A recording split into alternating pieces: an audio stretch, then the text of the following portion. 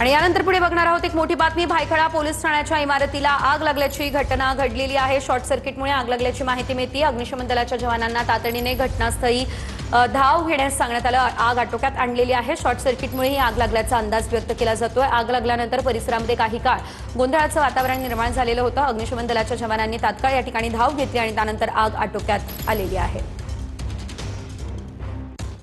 फ्लोअरला जे त्यांच्या रेकॉर्ड सेक्शन जे आहे तिकडे आगीची तीव्रता जास्त आहे, तिकडून आग सुरू झालेली आहे असं प्राथमिक तपासणीमध्ये वाटत आहे।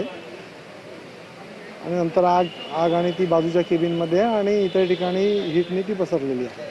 काय काय नुकसान झालेलं आहे? ते पोलिसांचे पोलीस रेकॉर्ड्स आहेत, नंतर computer, printers, electrical wiring, electric installation, बाकी फर्निचर आहे, त्याच्यामध्ये लाकडी कबाट आहे, AC आहेत, फॉल सिलिंग आहे, वुडन स्ट्रक्चर आहे, जुनं स्ट्रक्चर आहे, वुडन सिलिंग आहे, वुडन दरवाजे यांचं नुकसान झालेलं आहे।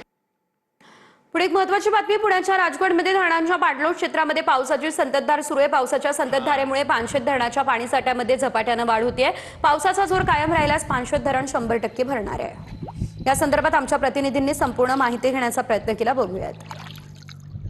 पुण्याच्या घाटमाथ्यावर गेल्या काही दिवसापासून मुसळधार पाऊस पडतोय आणि त्यामुळे आता पुण्यातील धरणं जी आहेत ती भरू लागलेली आहेत।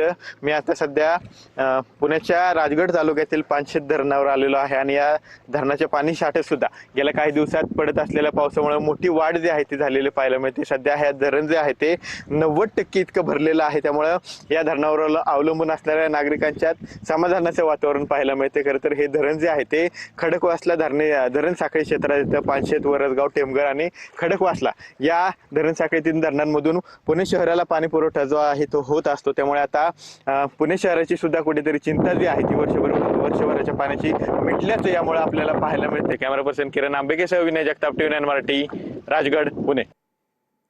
पुढे एक महत्त्वाची बातमी। बीडच्या माजलगावमध्ये पंकजा मुंडेंच्या समर्थकांनी लावलेल्या बॅनरवर मुख्यमंत्री फडणवीसांचा फोटो नाहीये। पंकजा मुंडेंच्या वाढदिवसानिमित्त बीडच्या माजलगावमध्ये हे बॅनर झळकत आहे। बॅनरवरती पंतप्रधान मोदी आणि अमित शहा यांचाच फोटो दिसतोय, मात्र या फोटोवरती देवेंद्र फडणवीस यांचा फोटो नाहीये। देवेंद्र फडणवीसांचा फोटो गायब आहे, त्यामुळे चर्चांनी उधाण घेतलंय।